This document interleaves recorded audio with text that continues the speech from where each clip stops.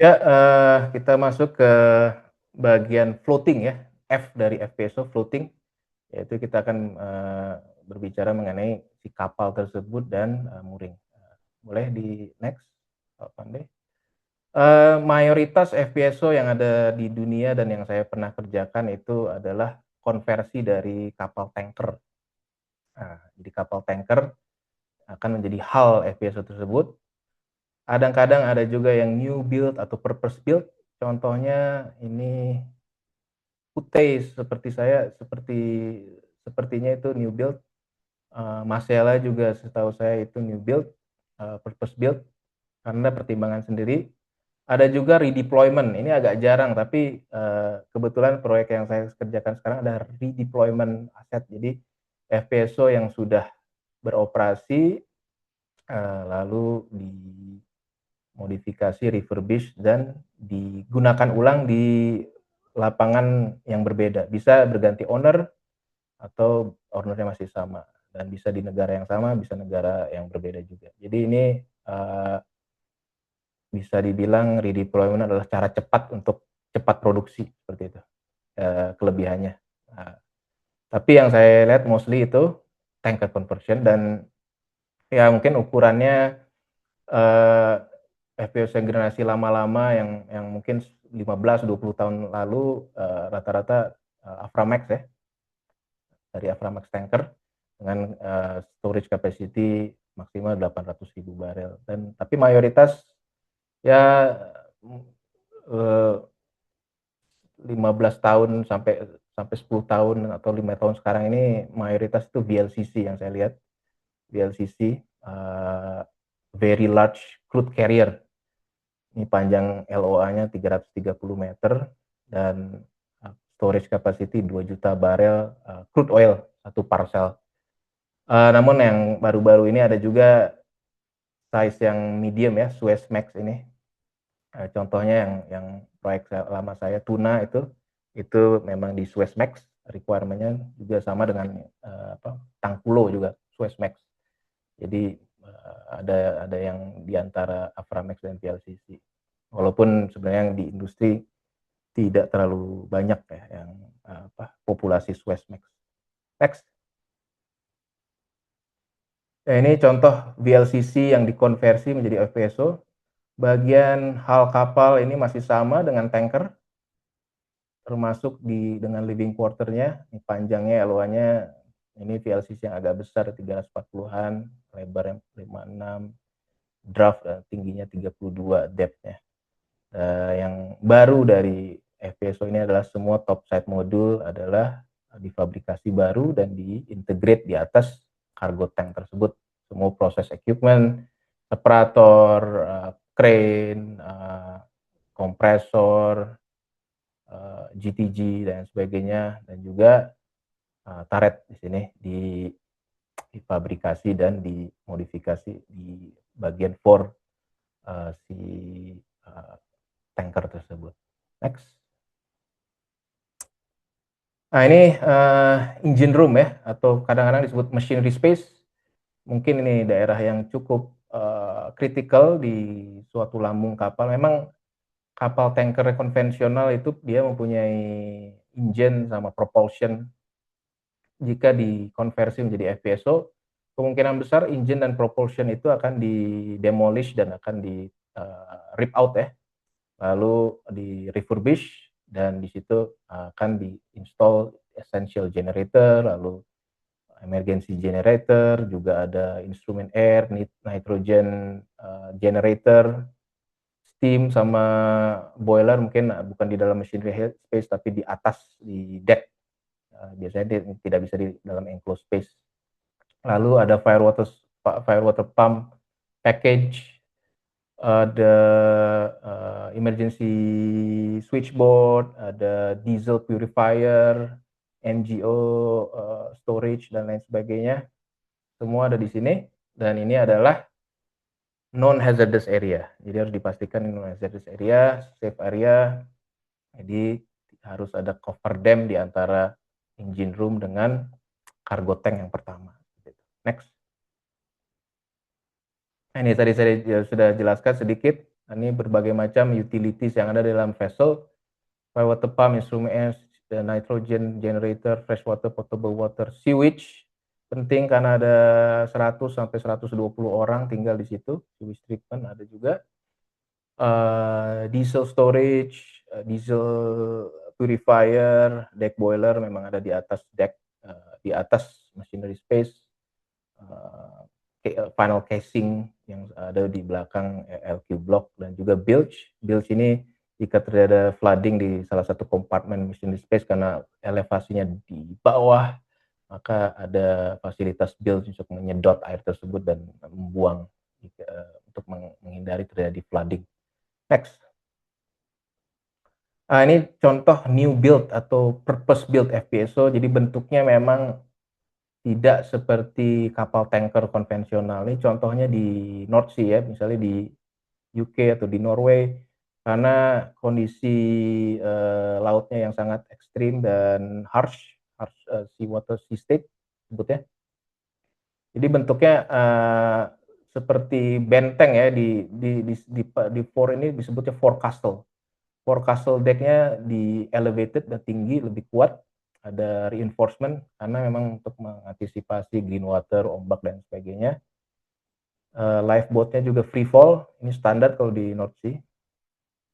Lalu kita lihat di sebelah di samping starboard side ini ada yang disebut green water protection, seperti tembok untuk menghalangi green water wave dan lain sebagainya, sehingga tidak meminimalisir ombak yang bisa potensi untuk merusak equipment di dalam.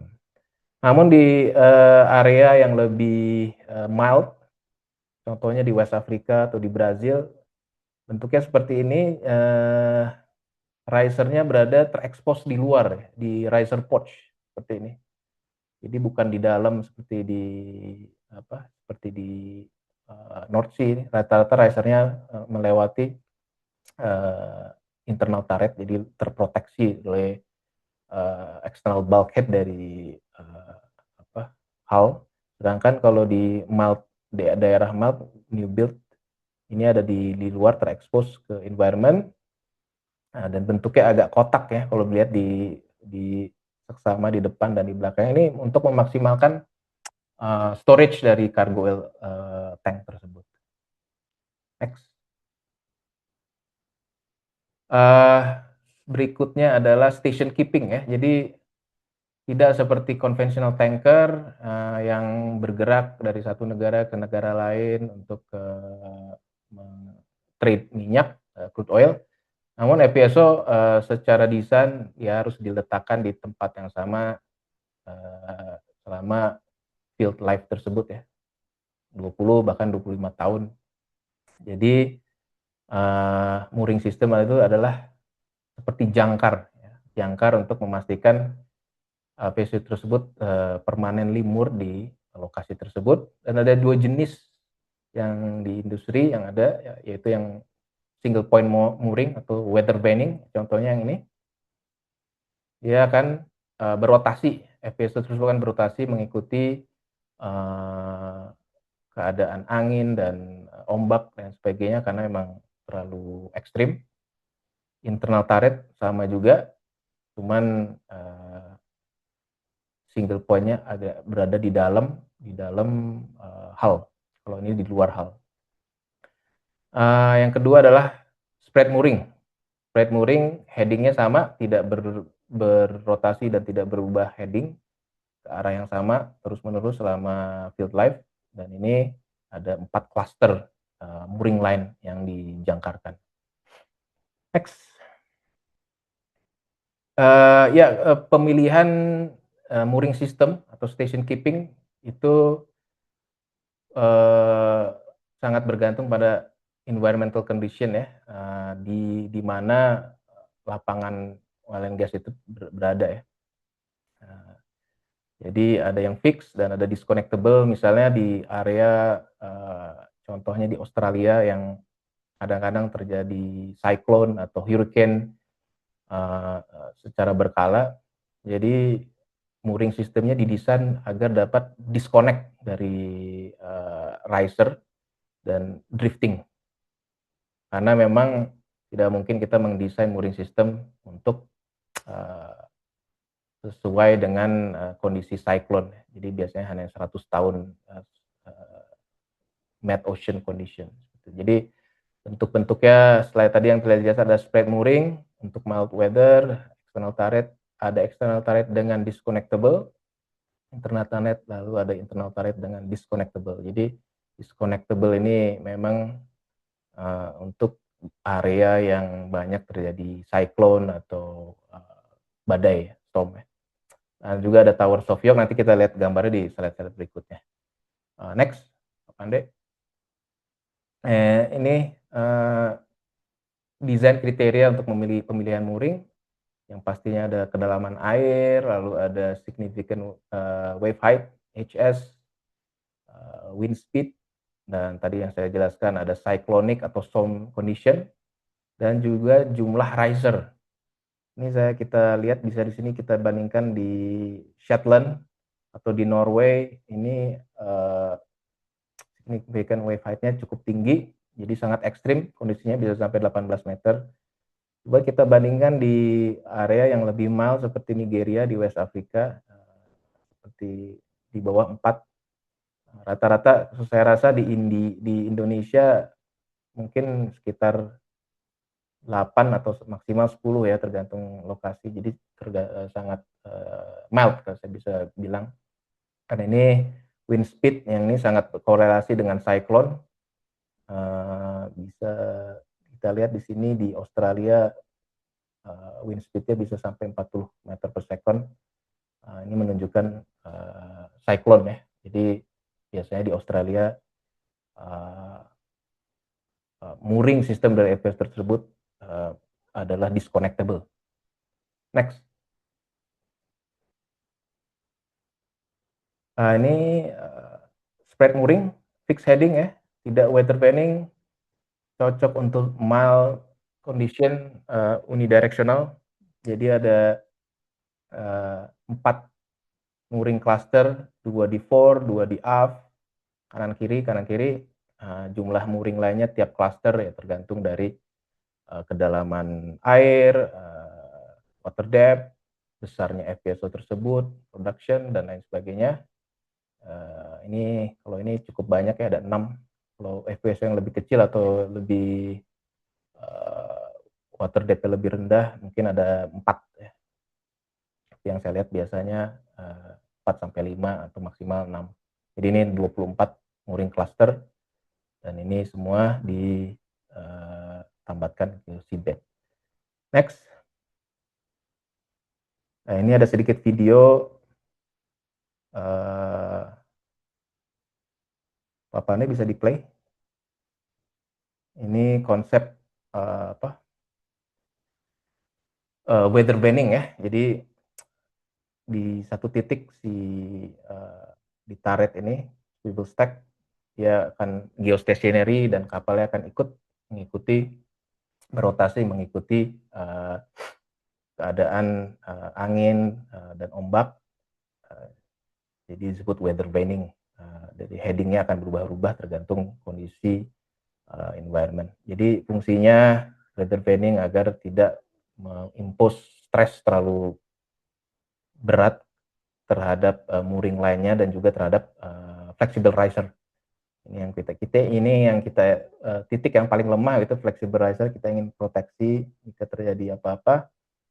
Tidak kalau kondisi mid ocean-nya cukup harsh lalu kita memaksakan menggunakan spread mooring, bisa-bisa ada cuaca ekstrim, bisa patah mooring line atau bahkan yang lebih parah risernya yang rupture.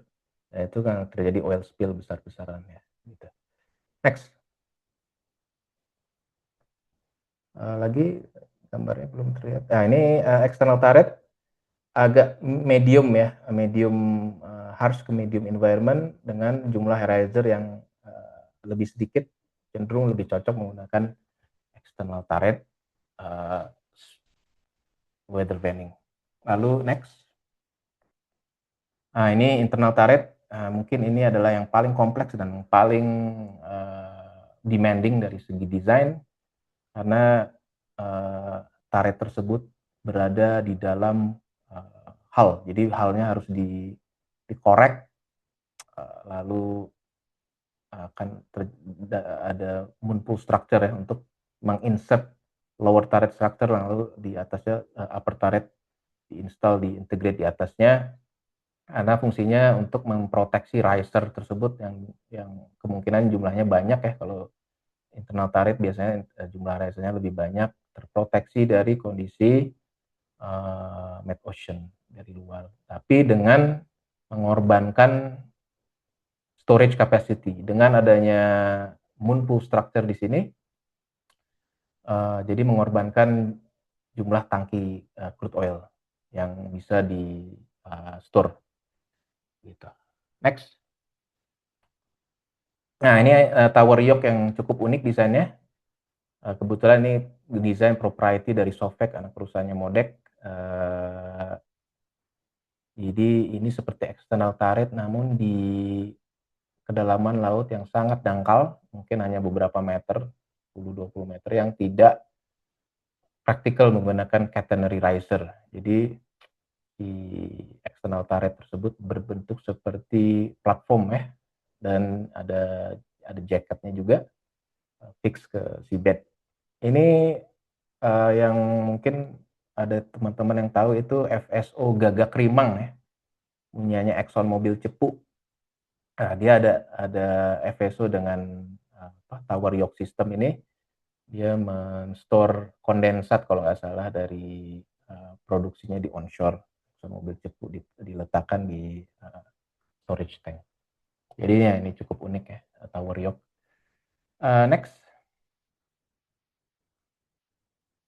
Nah, ini elemen penting di turret untuk mengallow weather vaning adalah swivel stack.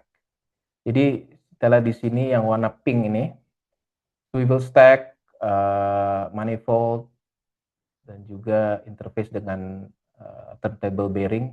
Yang warna pink ini adalah area yang fix, geostationary sebetulnya. Geostationary, jadi tidak berganti arah. Sedangkan yang warna biru dan hijau, gantry dengan biru ini yang menempel ke hull, ini adalah bagian yang rotating. Jadi dia rotating mengikuti bearing ini, mengikuti arah kondisi ombak dan angin dan lain sebagainya. Jadi konsep weather vaning itu tidak bisa terjadi tanpa elemen ini, swivel stack dan bearing, yang warna pink ya. Next. Mungkin ini adalah titik terpenting dari FPSO tersebut ya, yaitu swivel stack. Jadi desainnya sedemikian rupa sehingga dia bisa berfungsi sebagai fluid transfer dari riser di fluid transfer ke topside process sambil berotasi. Jadi ini desainnya unik, berotasi dan bisa fluid transfer. Jadi semakin besar fasilitasnya, semakin banyak risernya, akan semakin banyak juga swivel stack-nya yang ditumpuk. Ada production swivel yang arahnya dari well ke topside, ada juga gas lift, injection swivel, kebalikannya ya, dari topside process lalu ke well. Ada juga hydraulic dan electrical. Nah, ini hydraulic untuk subsea valve di subsea production Christmas tree yang lokasinya di subsea dan perlu hydraulic fluid untuk menggerakkan valve-valve tersebut, itu dari FPSO diinjek melalui swivel. Ada juga electrical cable, fiber optic cable. Mungkin ada beberapa field development di mana ada wellhead platform dengan FPSO. Wellhead platformnya unmanned, dia tidak punya sumber power sendiri. Powernya dikirim dari FPSO melalui kabel yang dilalui electrical swivel tersebut, fiber optic, dan juga untuk ICSS. Jadi ini keberadaannya sangat kritikal untuk FPSO yang weather vaning dan ini cukup kompleks. dan tidak banyak perusahaan yang mampu membuat, mungkin ada 4 atau 5 di dunia yang bisa memproduksi swivel seperti ini. Next. Nah, ini mooring komponen yang mooring line ya, kita sebut mooring line. Kadang-kadang ada yang dari chain, rantai, atau dari polyester rope, atau bahkan gabungan antara chain dan rope. Di seabed itu dijangkarkan ke dalam bentuk anchor atau pile, bisa suction pile atau driven pile. Ini tergantung dari kondisi mekanika tanah seabed di lokasi tersebut berdasarkan hasil GNG survei, apakah tanahnya keras atau lembut dan lain sebagainya. Maka kita akan memilih anchor atau pile dengan yang cocok dengan kondisi tersebut. Jadi intinya mooring system itu desain agar intact dengan FPSO, dengan seabed untuk 100 tahun storm, dan allow untuk one mooring line failure atau one mooring line damage, tetap station keeping dapat terachieve dengan one. Jadi ada sedikit design envelope untuk mengakomodir kegagalan satu mooring line. Next. Nah, ini elevation view dari mooring line. Ini kombinasi chain, rope dengan chain lagi. Ada chain di upper segment sama bottom segment, lalu dikaitkan ke piles di sini. Dan ini ada interface antara chain dengan polyester rope. Next. Oke, kita masuk ke production atau fasilitas produksi, atau kita sebut topside, atau kadang-kadang proses area juga. Jadi ini saya rasa ini tidak jauh berbeda dengan fasilitas produksi di fixed platform atau di onshore. Next. Jadi well fluid yang bercampur antara oil, gas, ada air, dan ada kadang-kadang ada pasir juga, masuk melalui riser. Ya, next sama Pak Pande supaya keluar semua gambarnya. Jadi diproduksi di topside. Di sini adalah topside atau proses unit, topside modul, produksi diseparasi dan sebagainya, dikompres, gas handling. Di situ ada produce water system, produksi minyak masuk ke dalam tangki, hal lalu dijual melalui offtake tanker. Air yang terseparasi dibuang, produce water, buang ke laut, atau jika tidak memungkinkan karena regulasi lingkungan yang stringent, dia masuk ke dalam tangki dulu, baru di treat lagi melalui salt water separator, baru dibuang. Dan ada juga artificial lift. Jika FPSO ini di ladang yang dominan gas, ada export pipeline, maka gas tersebut akan diekspor dari kompresor menuju gas export pipeline. Jika dominan oil, kemungkinan gasnya tidak ada diekspor namun diinjek ke dalam well.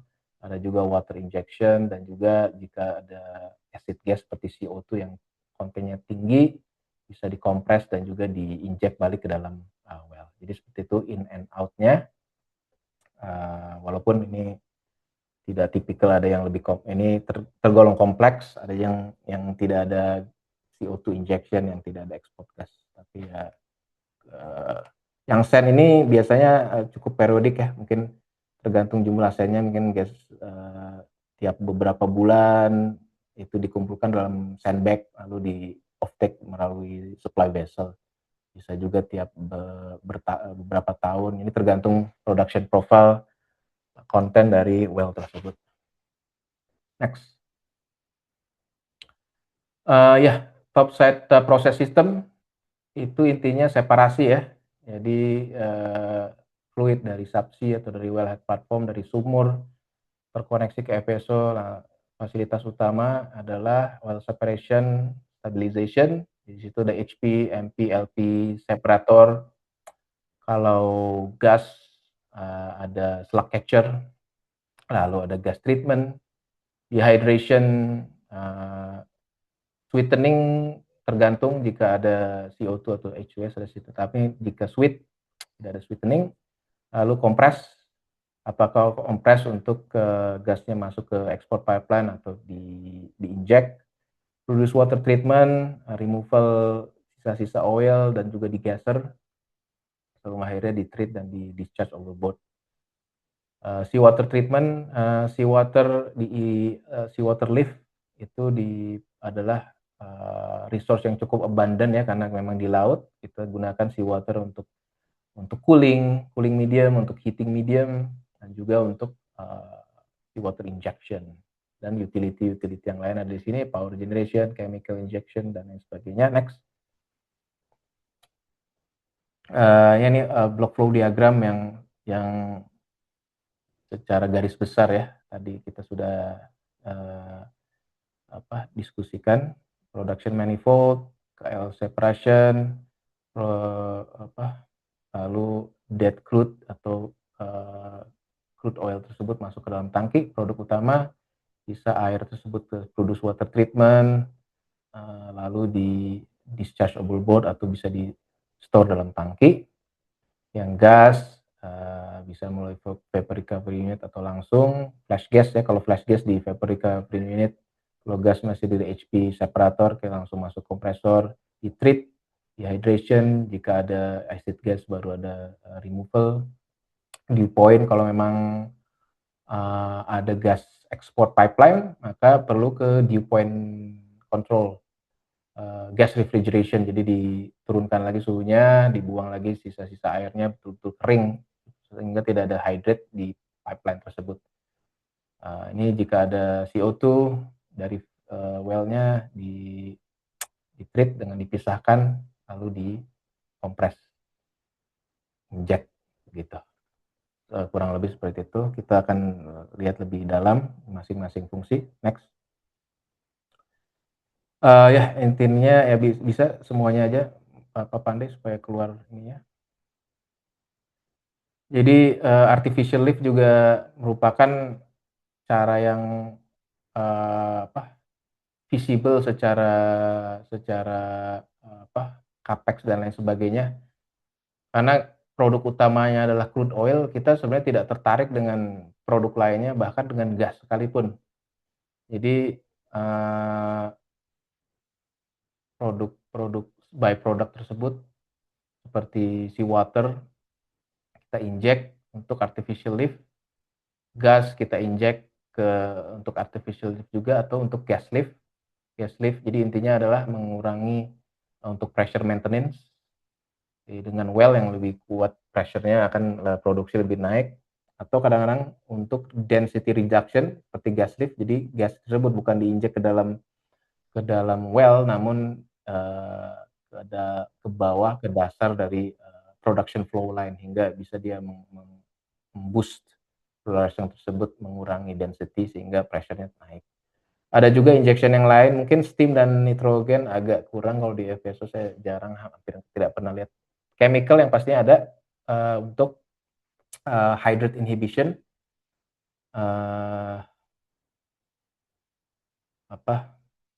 contohnya diinjek dengan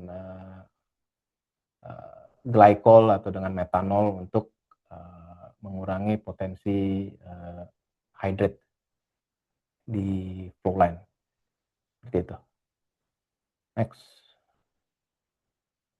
Nah ini oil train, HP separator, jika ada gas, mungkin slug catcher ya.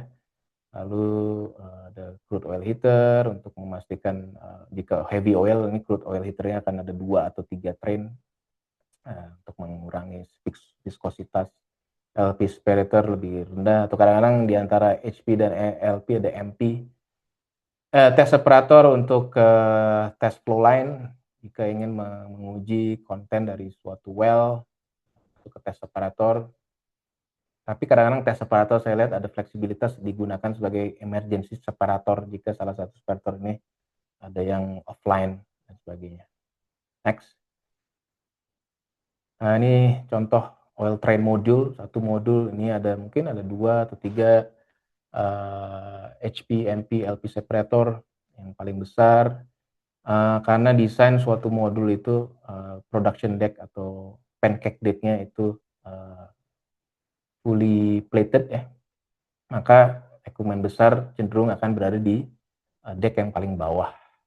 Sedangkan yang di atas kita lihat di sini ada beberapa heat exchanger, dan juga yang paling atas biasanya itu PSV ya, PSV pressure safety valve, blow down dan sebagainya, itu biasa di atas. Dan ini deck yang atas biasanya graded. Next. Gas processing ya, gas ini salah satu byproduct dari fuel dari well tersebut. Mayoritas kita gunakan untuk fuel gas untuk gas turbine generator, dan juga ada alat equipment yang berbau combustion ya, contohnya boiler dan sebagainya, incinerator. Jadi kita gunakan fuel gas itu untuk medium fuel dan pembakaran, biasanya GTG, gas turbine generator. Ada juga diekspor jika memang well fluidnya dominan gas, contohnya lapangan Tuna atau lapangan Tangkulo itu lebih dominan gas. Jadi di situ di FPSO tersebut ada interface ke gas export pipeline. Jadi memang didesain untuk mengekspor gas. Kalau FPSO yang ada di Brazil atau West Africa yang saya lihat itu dominannya oil well, sehingga gas tersebut tidak ada pipeline, hingga gas itu bisa diinjek ke dalam well. Karena Rockstar kan. Kalau ini kan dia tahu tuh. Saya tahu sekali, Moy. Rockstar kok nang Rockstar. Ya, ini ada juga dipakai untuk gas lift dan gas injection, tadi kita sudah diskusikan. Next. Ya, gas treatment ada dehydration, biasa dengan metode absorption. Mungkin orang proses ini lebih tahu ya. Mediumnya glycol, ada triethylene glycol, monoethylene glycol, dan sebagainya. Intinya solvent ini menghisap air dari gas ya. Ada juga dengan metode absorption dengan molecular sieve, saya pernah lihat juga. Condensation itu untuk dew point control jika memang gas tersebut akan diekspor ke pipeline. Jadi memastikan tidak ada sedikit pun traces of water content, sehingga tidak ada hydrate di pipeline. Gas sweetening ini dari katanya sweetening itu untuk memisahkan acid gas ya, karbon dioksida atau hydrogen sulfide, biasa menggunakan amin. Amin prinsipnya sama, yaitu absorption, namun bukan berbeda solvent. Ada juga yang dengan fixed bed seperti H2S scavenger, jadi mirip dengan molecular sieve, dan juga membran. Ini common buat separasi karbon dioksida dari well fluid. Ya, next. Nah, ini kompresor train. Jadi satu train biasanya ada suction scrubber untuk memisahkan lagi, ini two phase separator, sisa-sisa liquid kondensat, lalu masuk ke kompresornya itu sendiri, discharge-nya ke discharge cooler, lalu masuk ke stage ya. Jadi ini beberapa stage, dan nanti discharge-nya akan ke export pipeline atau ke gas lift atau ke gas injection dan lain sebagainya. Next. Ini typical compressor train, ini biasanya satu modul ya. Di sini kita lihat, di sini ada suction scrubber. Kompresornya tidak terlihat dari sini, mungkin ada di sisi sebelah sana. Ini contoh kompresor. Biasanya dia diletakkan di dalam enclosure karena noise-nya cukup tinggi, vibration cukup tinggi masuk dalam enclosure. Dan jika ini electric centrifugal compressor, tidak ada exhaust ya, jadi powernya dari listrik. Tapi injection compressor yang besar 400-500 bar itu menggunakan gas turbine compressor, jadi akan ada exhaust dari sini, GTC ya, bukan GTG. Atas ada blow down valve dan juga relief valve, dan terkoneksi ke flare. dan flare tersebut ada pipa-pipanya di pipe rack ini. Nanti ke flare ke O-drum yang ada biasanya di modul yang paling ujung di forward. Next. Nah, ini produce water, intinya ada first stage dengan hydrocyclone, pemisahan sisa-sisa minyak dari air setelah dari degasser. Lalu second stage ada flotation cell, jadi intinya adalah menginjek gas sehingga terjadi ada bubble, air bubble, hingga oil, sisa-sisa oil itu terangkat ke atas sehingga bisa dipisahkan. Yang di bawah ini sudah air murni, oil ppm-nya cukup rendah. Kita super cool, di cooling lagi, karena memang ada beberapa negara environmental regulation, discharge ke overboard itu tidak boleh lebih dari 40 derajat kalau tidak salah. Termasuk di Indonesia ada juga peraturan tersebut. Jadi memang harus di-cool belum dibuang ke laut. Next. Nah, ini komponen dari hydrocyclone. Jadi prinsipnya adalah membuat suatu vortex ya di sini. Vortex, jadi dia cyclone fluida tersebut, karena ada vortex dan gaya sentrifugal, karena ada perbedaan raw atau perbedaan berat jenis minyak dan air, maka minyak tersebut terseparasi dengan sendirinya karena ada vortex dan keluar dari channel yang berbeda. Yang channel ujung sini air yang lebih murni. Jadi ini ada tube hydrocyclone tube yang dikumpulkan. Jadi bentuknya ini seperti shell and tube heat exchanger, tapi ini hydrocyclone untuk first stage. Lalu yang second stage ada flotation cell atau induced gas flotation, artinya menginjek gas. Nanti juga ada arus listrik sedikit, nanti naik oilnya karena gas bubble. Gasnya bisa nitrogen atau bahkan bisa menggunakan fuel gas dari proses sistem tersebut. Next. Nah, ini seawater dan seawater injection. Seawater lift kegunaannya selain untuk cooling medium dan kebutuhan air macam-macam di FPSO tersebut, juga digunakan untuk water injection, salah satu teknik artificial lift. Namun perlu ada proses tambahan lagi. Salah satu yang paling utama adalah de-aeration column. Jadi ini adalah kolom yang cukup besar dan tinggi. Fungsinya adalah ini kolom yang vakum, memisahkan oksigen. Jadi kita tidak ingin ada oksigen di dalam air seawater, karena oksigen tersebut bisa menyebabkan oksidasi dan juga korosi ya di dalam pipeline dan juga di dalam well tersebut. Juga ada sulfate reduction membrane untuk memisahkan sulfate, karena sulfate juga ada beberapa jenis marine growth atau bacterial growth yang bisa hidup di environment yang ada sulfate di air laut. Jadi itu dipisahkan juga. Lalu masuk ke water injection pump, bisa 200, 300 atau bahkan saya pernah lihat ada yang 400 bar water injection diinjek ke dalam well untuk artificial lift. Next. Ini seawater cooling dari seawater lift pump,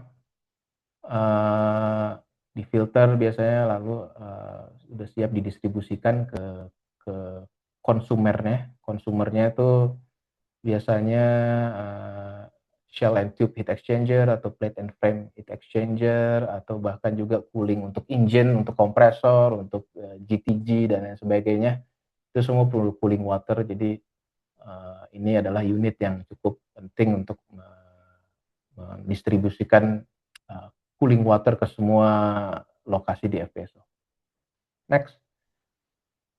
Heating medium, ini juga kebalikannya, untuk pemanasan juga bisa kadang-kadang bisa dari boiler lalu dibakar air steam, lalu steam itu jadi media pemanas, atau juga kadang-kadang boiler itu untuk hanya untuk memanaskan, kayak fired heater ya, ada juga fired heater, memanaskan air masuk ke heating medium vessel.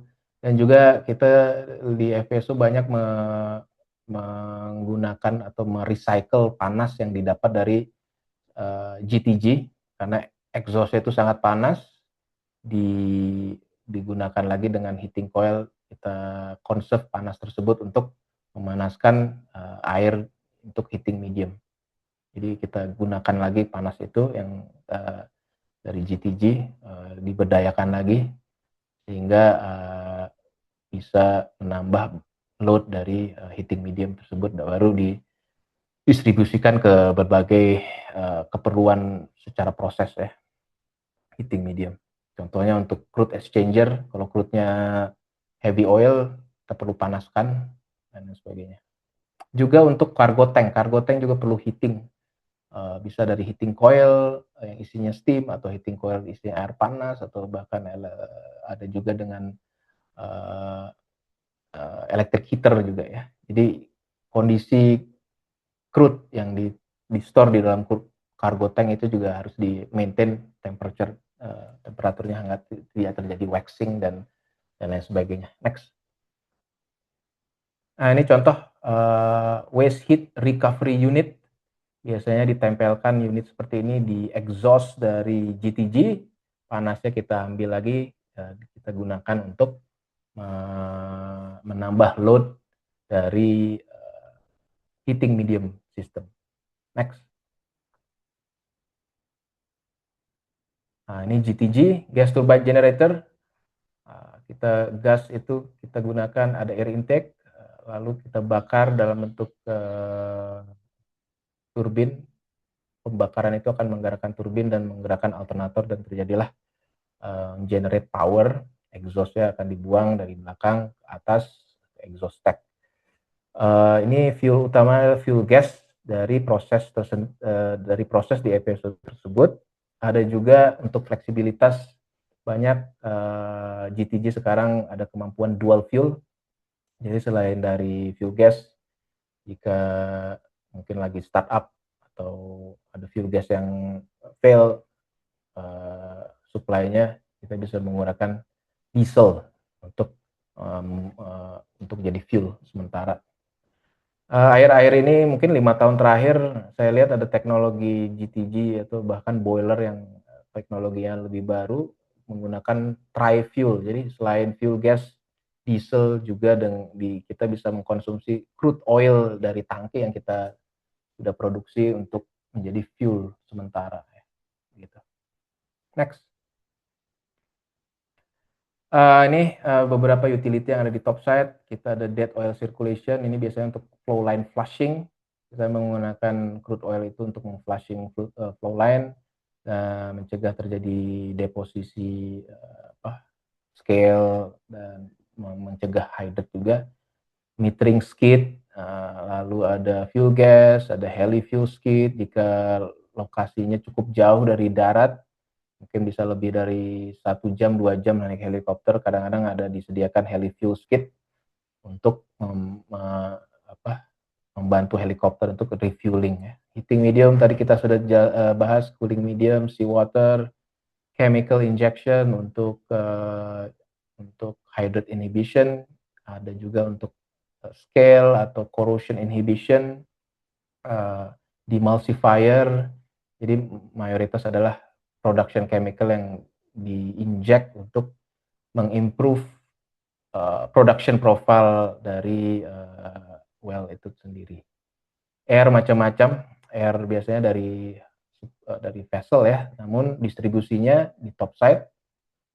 Instrumen air banyak dipakai untuk menggerakkan valve kayak blow down valve, shutdown valve, dan lain sebagainya.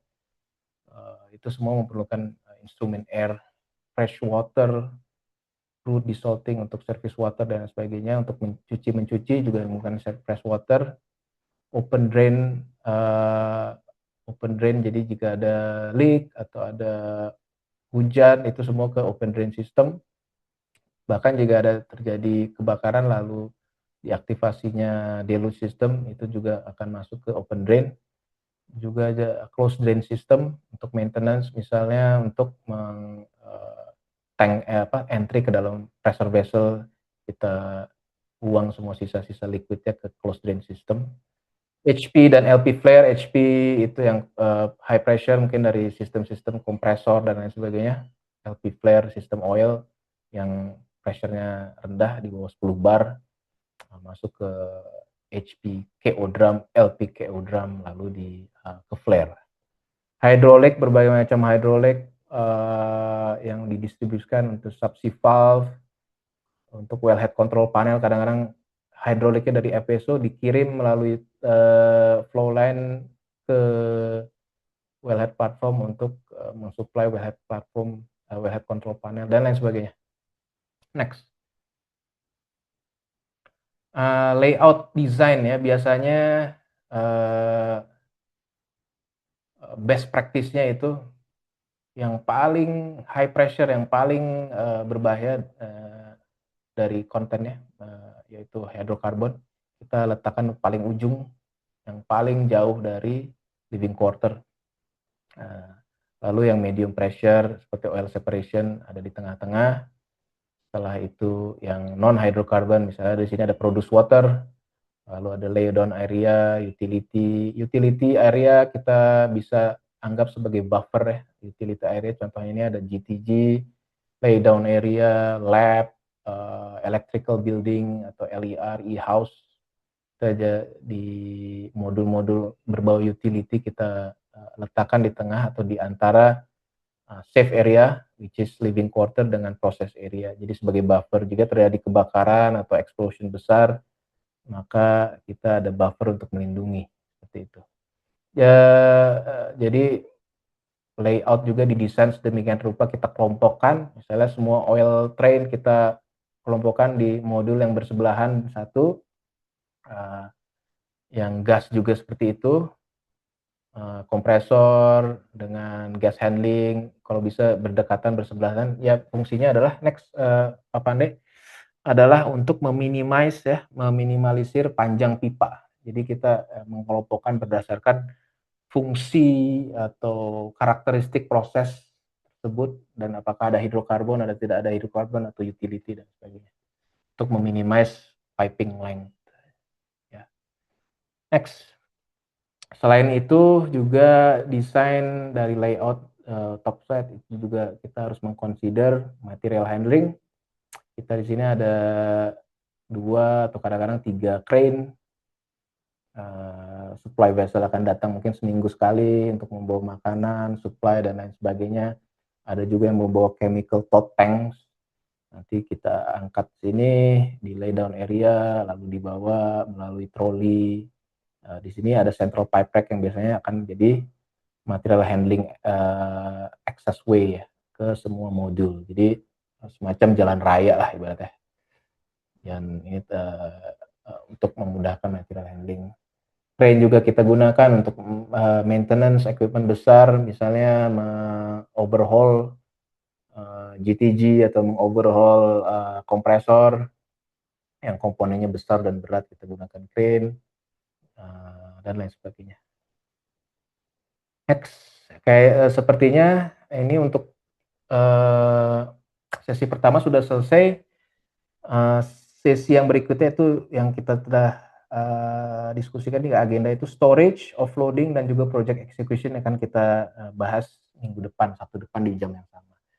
Untuk sesi ini mungkin dari floating dan production facility, apakah ada pertanyaan dari teman-teman? Terima kasih banyak Pak Firman. Pemaparannya sangat lengkap terkait dengan poin F dan P dari FPSO. Nah, kalau saya lihat ada 3 pertanyaan Pak, tapi saya coba ke pertanyaan dari pertanyaan terakhir dulu dari Pak Ahmad Budiarjo. Ini terkait dengan hal Pak Ahmad Budiarjo, apa berkenan untuk nyalain mic-nya Pak? Langsung aja diskusi sama pakarnya nih. Ya, terima kasih Mas Pandi. Terima kasih Pak Firman. Ya, Pak Ahmad Budiarjo, silakan. Salam kenal. Salam kenal Mas. Mas, biasanya kan desain FPSO itu kan ada yang single hull sama yang double hull Mas. Pengetahuan saya kan itu didesain berdasarkan kapasitas storage, kemudian cost juga. Mungkin ada insight lain nggak Mas? Rule of thumb-nya tuh kenapa kita harus mendesain single hull atau double hull, Mas? Iya, single itu kebetulan itu adalah topik untuk minggu depan juga di bagian crude oil storage, karena memang erat kaitannya dengan regulasi MARPOL ya, MARPOL untuk prevention oil spill.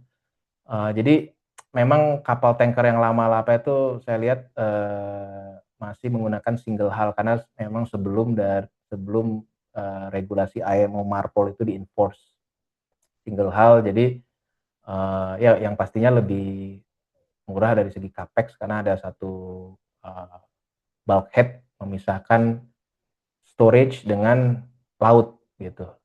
Namun ya pada kenyataannya kalau sudah berjalan cukup lama dari sisi aset integrity kan akan terjadi korosi atau fatigue dan lain sebagainya, sehingga terjadi ada area-area di single hull tersebut yang bisa-bisa terjadi leak ya, dan leak itu akan mencemarkan laut seperti itu.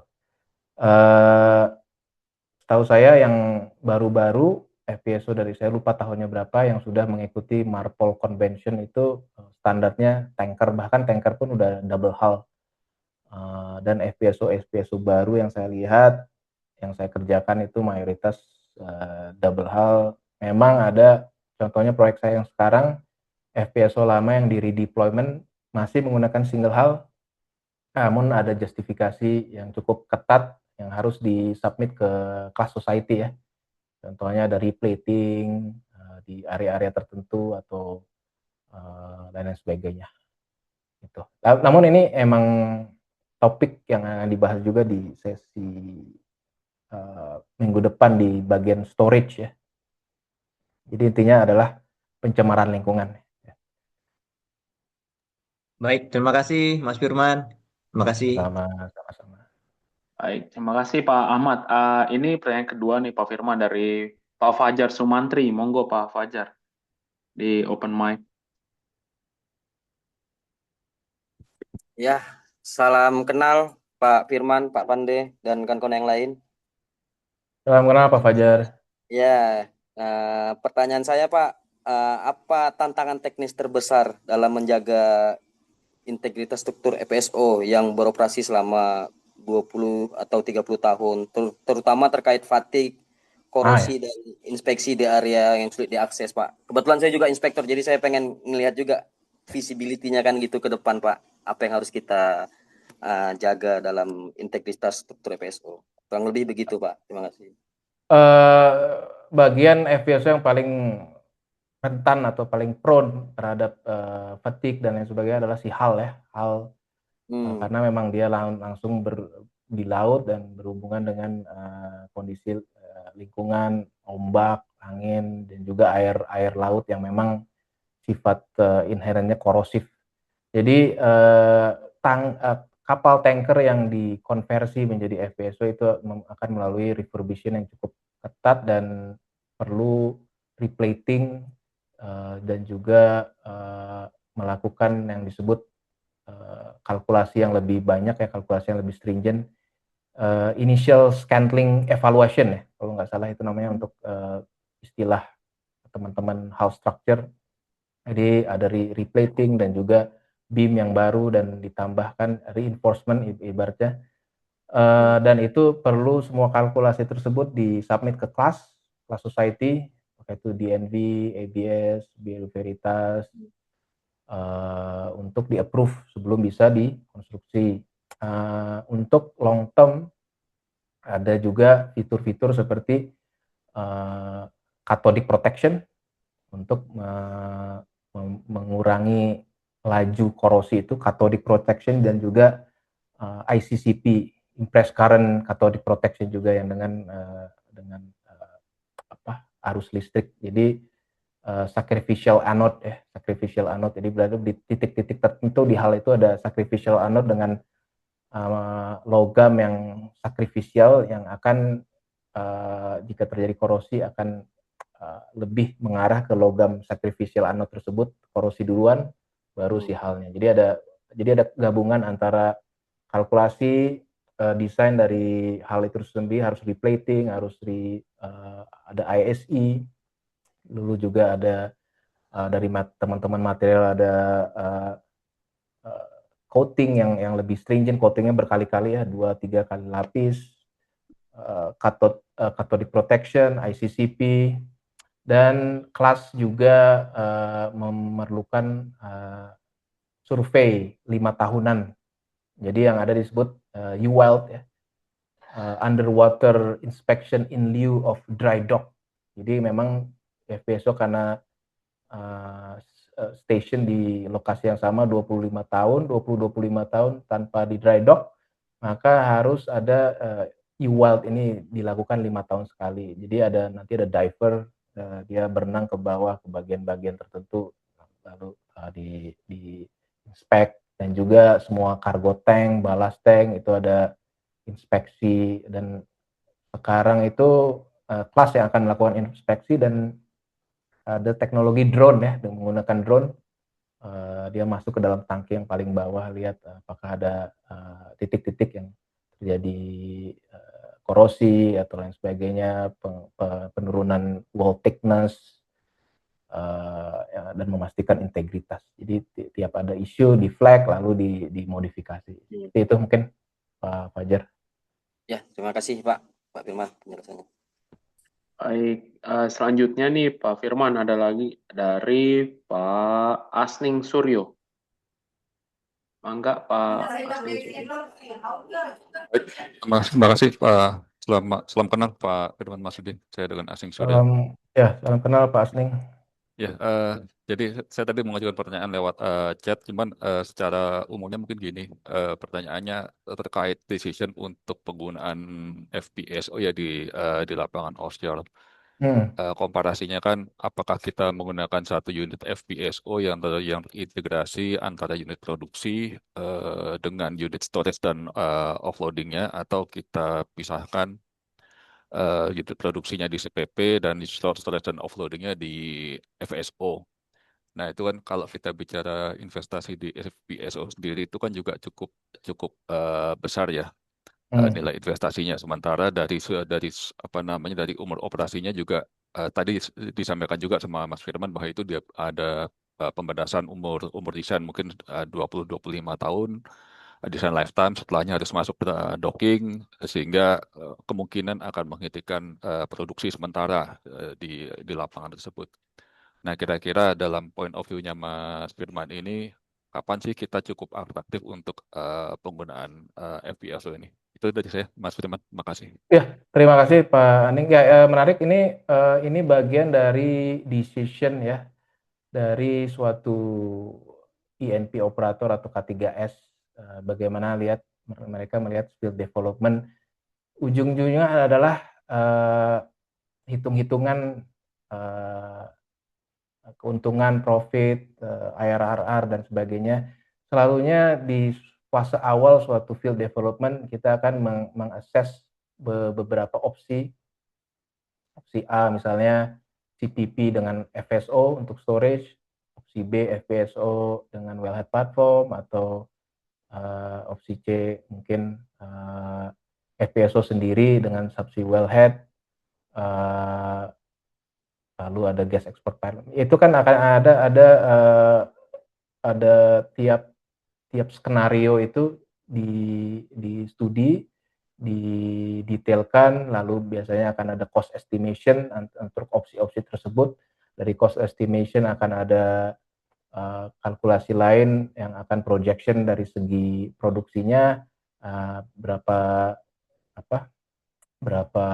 keuntungannya, profit dengan harga minyak, dan juga berapa capex yang harus dikeluarkan, berapa opex yang dikeluarkan jika akan menyewa FPSO itu dari lease and operate misalnya. Jadi semua itu distudikan di fase awal sebelum ada decision dari manajemen untuk memilih rute skenario tertentu. Tapi saya bisa sedikit mungkin masukkan insight dari kebetulan waktu saya di Harvard juga pernah di fase awal suatu proyek di mana field development di situ ada kalkulasi pemilihan skenario.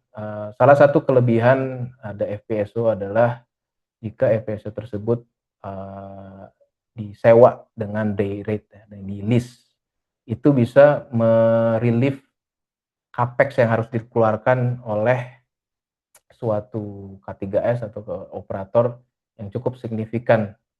Karena yang pastinya capex terbesar suatu field development itu ada di subsea production, flow line, dan juga pipeline jika memang fieldnya itu gas. Jadi banyak faktor di situ, saya nggak bisa ada one size fit all solution, tapi intinya adalah itu tergantung hitung-hitungan dari perusahaan itu sendiri, operator, bahan pertimbangannya apa, lalu harga minyak seperti apa, risk appetite-nya seperti apa, ada capex yang mereka punya seperti apa. Jadi ya mungkin seperti mungkin nggak bisa lebih direct ya jawabannya Pak Asting. Tapi intinya itu adalah sesuatu yang harus di-studi dan dipelajari bagian dari cost estimate di fase awal suatu proyek. Ya.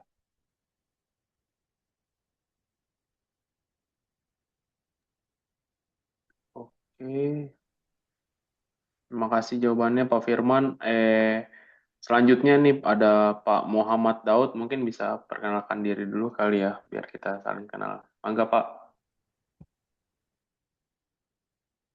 Oh, masih di mute Pak Muhammad Daud. Dulu. Selamat siang Bapak-Bapak semuanya, Pak Firman. Selamat siang Pak Daud ya. Bagaimana Pak? Selamat siang juga Pak Daud ya. Oh ya, oke Pak Firman. Terima kasih Pak atas kesempatan yang diberikan. Kenalkan, nama saya Muhammad Daud dari Aceh Timur, kebetulan. Pensiunan dari Migas juga, pernah juga di platform di Qatar dan pernah onshore juga. Singkatnya saya mau bertanya, ada tersirat dalam benak saya, bagaimana transportasi yang digunakan di dalam FPSO-nya sendiri, kan saya kira mungkin untuk cukup panjang ya Pak ya. Ya untuk movement lah, untuk aktivitas. Oh, transportasi untuk kru maksudnya Pak, untuk ya mobilitas di dalam saat kegiatan, dalam shift lah. Oh gitu. Yang saya lihat kalau FPSO yang agak baru itu dia punya lift dari living quarter, lift ke semua tingkat, dan juga lift ke machinery space, ke dalam engine room. Namun ke dalam pump room itu sayangnya tidak ada lift karena memang itu hazardous area ya. Jadi memang diaksesnya khusus, harus dari deck turun ke bawah, ada staircase, dan juga ada escape hatch jika terjadi harus emergency exit, ada hatch, dan itu dari ladder. Tapi di mobilitas orang sendiri di area topside itu jalan Pak. kecuali untuk material handling ya. Material handling kita ada troli atau ada forklift kan berjalan di sepanjang central pipe rack ke modul-modul tertentu, apakah ada supply yang harus diambil atau ditransportasi. Tapi kalau movement orang itu jalan. Makanya requirement untuk offshore crew untuk bekerja di offshore, terutama di FPSO itu sangat stringent, ada medical check up dan lain sebagainya, harus rajin olahraga, fit ya, karena itu banyak tangga, banyak ladder, banyak staircase, apalagi yang crane operator ya harus naik tangga ke puncak dari crane tersebut yang tingginya bisa 70-80 meter dan lain sebagainya. Jadi memang keadaan working environment-nya seperti itu. Mohon maaf, kira-kira jarak terjauh yang bisa yang maksimal yang akan ditempuh itu berapa terjauh, Pak? Terjauh dari mana nih, Pak?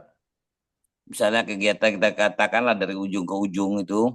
Itu ikut dimensi dari hal itu sendiri ya. Tadi kan saya sudah share di slide-slide awal, kalau misalnya FPSO-nya VLCC itu panjangnya 330 meter sampai 340 meter, itu ujung ke ujung. Lebarnya 55-56 meter, kedalamannya dari machinery space tingkat paling bawah sampai ke main deck 30-an meter.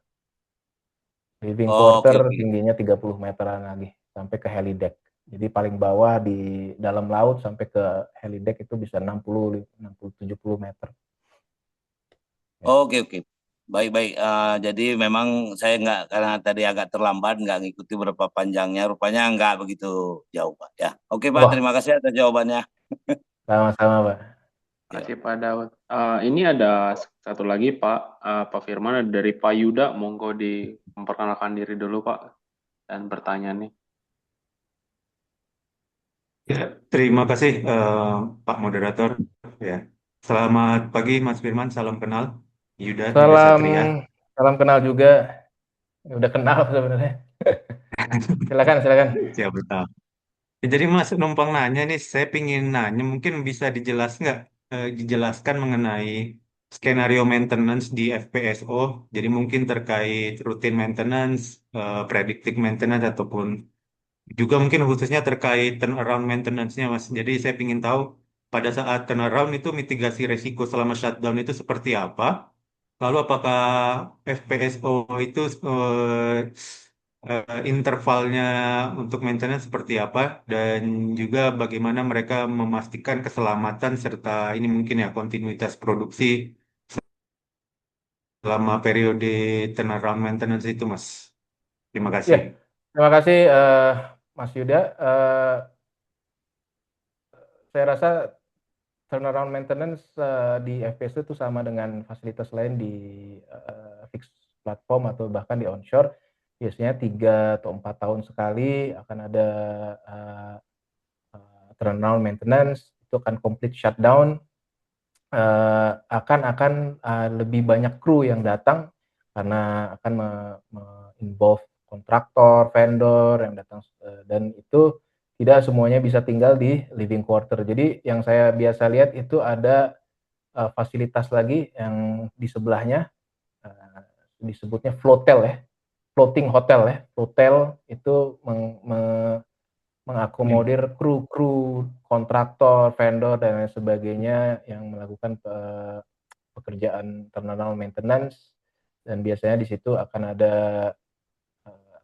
lewat jembatan, kita sebutnya sebagai sistem walk to work ya. Jadi ada semacam telescopic bridge dari si floatel itu ke atas main deck FPSO, dan dia akan mengikuti alur dari ombak, gerakan ombak, angin dan sebagainya, akan tetap stabil. Jadi orang bisa lalu lalang seperti itu. Selain itu karena kondisi shutdown, semua proses mati, tapi crane itu yang biasanya tidak bisa memutar rotasi ke penuh 360 derajat akan bisa di override untuk bisa memutar full, yang biasanya dalam proses live proses itu tidak bisa untuk melakukan lifting, walaupun power itu off secara umum, namun masih ada essential generator atau biasanya yang akan tetap menyala, basic utility seperti instrumen air, nitrogen, fresh water itu kan masih tetap bekerja karena masih ada orang tinggal di situ, dan juga memang pekerjaan turnaround itu memerlukan utility air, utility nitrogen dan sebagainya. Fire water pump tetap nyala, fire water main tetap beroperasi, juga semua fire water system harusnya tetap beroperasi. Jika terjadi emergensi akan bisa dioperasikan. Selain itu Flotel juga ada bisa mengkoneksikan firewater supply dia ke FPSO tersebut. Jadi biasanya di FPSO ada shore connection, jadi bisa ada ringmain itu dapat bala bantuan flow rate yang lebih besar dari Flotel. Evakuasi jika terjadi itu emergensi, mungkin bisa lewat flotelnya, kru flotel ke flotel, langsung teleskopik pitch akan ditarik kembali, lalu dia akan drifting, yang kru di FPSO tersebut akan evakuasinya lewat lifeboat atau Thames Sea ya, lifeboat. Idealnya helikopter, tapi kan helikopter tidak bisa mengakomodir 100 orang lebih, jadi melalui lifeboat begitu. Semoga menjawab. Oke. Ya, Mas, follow up pertanyaan sedikit. Jadi kalau gitu interval dan durasi shutdown atau turnaround maintenance di FPSO itu normalnya berapa? Lalu kalau di saat normal operation itu kira-kira ada berapa orang maintenance crew ya on board di FPSO pada normal operasi ya? Interval tadi saya sudah jelaskan, mungkin 3-4 tahun sekali, itu yang 3 full 4 shutdown. Oke. Terus Oke. kalau untuk maintenance harian di normal operation Durasinya? ya durasinya ya mungkin ya tergantung dari equipment ya. Ada alat yang perlu diinspeksi tiap 6 bulan, tiap 12 bulan. Tapi kalau testing itu akan pasti periodical, mungkin tiap sebulan dan lain sebagainya. Ya tergantung dari equipment-nya apa dan criticality-nya seperti apa. Dan memang ada maintenance crew yang tinggal di situ. Biasanya maintenance dibagi dari production dan juga jadi dari vessel, dari kapal, dan juga ada maintenance untuk E&I, instrumen electrical. Jumlah orang yang tinggal di kru yang tinggal di FPSO biasanya tergantung dari besarannya juga dan kompleksitas. Ada yang paling kecil saya lihat ada 80-90 orang, maksimal bisa 120 atau bahkan sampai 130 orang bisa diakomodir di dalam living quarter. Ya seperti itu. Oke, terima kasih banyak Mas jawabannya. Terima kasih Pak Yuda. Ya, ini mungkin yang terakhir Pak Firman dari Pak Tubagus Ari. Monggo Pak Tubagus. Assalamualaikum Pak Firman. Waalaikumsalam Pak Ari. Enggak? Punten saya tidak buka kamera, nggak apa-apa ya, sedikit Apa-apa. sinyalnya. Pertanyaan saya sederhana nih mengenai digital twin teknologi ya, kan sekarang lagi banyak nih. Sebetulnya ini nyambung juga ke maintenance. Nah, apakah digital twin teknologi ini sudah banyak digunakan saat ini Pak Firman atau hanya hanya untuk case-case tertentu aja? Mungkin pertanyaannya seperti itu. Terima kasih Pak Firman. Assalamualaikum. Setahu saya FPSO operator besar, Modek, waktu masih di sana, dan SBM juga sudah mengimplementasikan digital twin. Jadi unit-unit terbarunya, bahkan unit yang lamanya sudah semua terintegrasi. Tiap tag number ada digital twin-nya, dan itu bisa dilihat dari headquarter, kondisinya seperti apa dari shore ya biasanya. Jadi apapun unit yang ada di offshore, selalu digital twin-nya di display di headquarter, di onshore, semua technical team di situ. Jadi bisa ibaratnya jika ada emergensi atau ada troubleshoot yang harus dilakukan dengan segera, sudah siap di situ.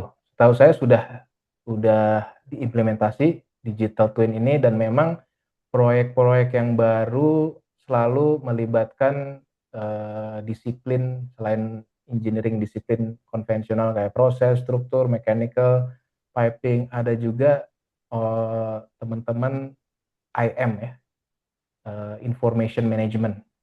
Jadi dia tugasnya setiap item apakah itu equipment, piping, spool, struktur, semua terdefinisikan, ada tag number-nya, dan itu terintegrasi di sistem mereka. Dan dari IM itu semua drawing, bahkan semua drawing, PNID, layout, terintegrasi di database. Setelah proyek itu selesai, maka semua data tersebut akan menjadikan cikal bakal dari digital twin tersebut. Oke. Siap, Kang Firman. Kang, pertanyaan lanjutan dari sini boleh ya? Satu lagi aja. Silakan. Sejauh apa nih, kan biasanya digital twin ini kan untuk efektivitas, satu kan bisa ke cost ya, kemudian ke safety juga nih. Apakah sudah sampai level mana digital twin ini digunakan? Apakah bisa sampai misalkan ada dua keputusan yang dua-duanya safety critical nih, tapi yang satu cost-nya sekian, yang satu cost-nya sekian. Nah, apakah decision making juga di situ sudah terdeteksi dengan jelas atau hanya masih di technical aja, Kang, belum sampai ke cost? Makasih, Kang. Setahu saya sudah sampai level itu. Decision making bisa dilakukan dari shore, sehingga memang fungsi digital twin adalah data keluar secepat mungkin sehingga manajemen bisa ngambil keputusan dengan segera, dan itu memang saya sudah lihat. Bahkan saya pernah lihat beberapa orang teknikal dengan authority tertentu yang di suatu organisasi tersebut bisa mengkontrol control room, override control room dari shore. Itu saking itunya ya, bisa misalnya kita ingin membuka control valve di suatu production separator, itu bisa dilakukan dengan otoritas ya dari orang yang ada di shore. Jadi tidak perlu berkomunikasi dengan control room operator. Jadi sudah cukup canggih sampai titik di mana saya pernah baca ada satu FPSO, salah satu prospektus project FPSO yang direncanakan sebagai unmanned FPSO di Norway, tapi saya nggak tahu apakah itu betul-betul sudah termaterialisasi atau belum. Tapi konsepnya seperti itu, semua dikontrol dari shore dengan kru yang sangat-sangat minim, gitu. Siap, nuhun Pak Firman. Biasanya kan Sama-sama. kita di field itu sebagai field manager kan, kalau ada sesuatu yang safety critical harus shutdown kan dia yang mesti pencet tombol shutdown ya. Betul. Biasanya dia agak relaktan kalau misalkan harus nekan tombol itu, karena ya bisa kita ketahui ya, per day itu bisa $1 juta lebih ya kerugiannya itunya. Nuhun Pak Firman. Mangga. Assalamualaikum. Sama-sama. Waalaikumsalam. Baik, saya rasa kita udah di ujung acara nih Pak Firman. Terima kasih banyak untuk sharing session pada hari ini. Untuk teman-teman juga yang masih stay di sini, masih 54-an orang, terima kasih banyak. Tadi kita terbanyak, hampir menyentuh 80, masih 76 tadi. Terakhir kita harap untuk minggu depan akan lebih ramai lagi. Tapi sekian aja, ada kata-kata closing statement Pak Firman? Sebelum kita tutup. Ya, terima kasih atas kehadirannya. Semoga bermanfaat sharing session dari saya. Ya, semoga ini dalam rangka proyek-proyek FPSO di tanah air sudah mulai menggeliat. Mudah-mudahan bermanfaat, apalagi dengan teman-teman yang terkecimpung di proyek-proyek yang tadi saya sebutkan, apakah itu Kutai atau Tangpulo atau Masela dan sebagainya. Jika ada pertanyaan yang belum terjawab di chat, saya bersedia untuk menjawab. Mungkin nanti di transfer oleh Pak Pande ke saya, nanti saya coba jawab sebisa mungkin yang saya bisa jawab. Mungkin tidak satu-satu, tapi yang paling relevan. Nanti akan saya reply ke Pak Pande, nanti Pak Pande bisa publish di WhatsApp group di Potter Society. Itu aja.